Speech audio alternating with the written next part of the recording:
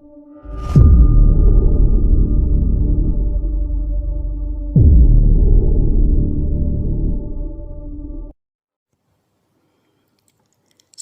Bapak Ibu dan Saudara yang terkasih di dalam Tuhan Yesus. Kita terus belajar mengucap syukur kepada Tuhan dalam keadaan apapun. Karena Tuhan kita senantiasa memberi kekuatan dan berkat-Nya dalam hidup kita. Dalam masa Prapaskah memperingati penderitaan dan kematian Kristus, GKT Haleluya Lumajang mengadakan persekutuan doa puasa yang dilakukan di rumah masing-masing. Tentu juga mendoakan agar virus corona ini dapat segera berakhir. Pada kesempatan ini, kita bersama-sama merenungkan firman Tuhan dengan tema Dia mati menanggung murka Allah. Nats firman Tuhan terdapat dalam Yesaya 53 ayat yang ketiga sampai dengan 5 dan Galatia 3 ayat yang ke-13. Sebelum merenungkan firman Tuhan, kita masuk di dalam doa. Bapa di dalam surga, saat umat manusia sedang mengalami musibah virus corona, termasuk negeri kami yang tercinta Indonesia, tentu hati kami menjadi cemas dan gelisah karena berbagai hal tidak dapat kami lakukan seperti biasanya. Kami tidak bisa bekerja dengan baik. Kami tidak bisa bertemu saudara dan sahabat dengan leluasa. Bahkan kami tidak bisa beribadah bertatap muka dengan saudara seiman. Kami mohon Tuhan menolong kami dan melindungi kami dari virus corona ini. Dan kami mohon agar virus corona ini segera berakhir. Namun kami terus belajar mengucap syukur kepada-Mu, karena di saat-saat seperti ini, Engkau masih memberikan kesempatan bagi kami untuk berdoa puasa dan merenungkan firman Tuhan. Tuhan yang memberkati firman-Mu, agar firman ini memberi kekuatan kepada setiap kami. Di dalam nama Tuhan Yesus, kami sudah berdoa. Amin. Dengarkanlah firman Tuhan yang terdapat di dalam Yesaya 53 ayat yang ketiga sampai dengan 5. Ia dihina dan dihindari orang, seorang penuh kesengsaraan dan yang biasa menderita kesakitan. Ia sangat dihina sehingga orang menutup mukanya terhadap dia, dan bagi kita pun dia tidak masuk hitungan. Tetapi sesungguhnya penyakit kitalah yang ditanggungnya, dan kesengsaraan kita yang dipikulnya. Padahal kita mengira dia kena tulah, dipukul dan ditindas Allah.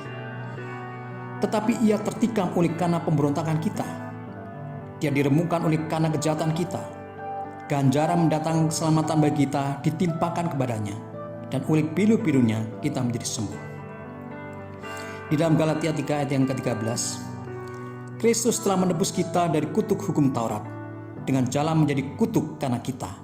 Sebab ada tertulis, terkutuklah orang yang digantung pada kayu salib. Bapak Ibu Saudaraku yang terkasih di dalam Tuhan, Allah itu kasih, sekaligus Allah itu adil. Kasih dan keadilan Allah telah dinyatakan melalui anaknya yang tunggal, yaitu Tuhan Yesus datang ke dalam dunia untuk mati di kayu salib agar manusia yang berdosa dapat diselamatkan. Sejak Adam dan Hawa jatuh di dalam dosa, maka semua manusia dan keturunannya telah berdosa.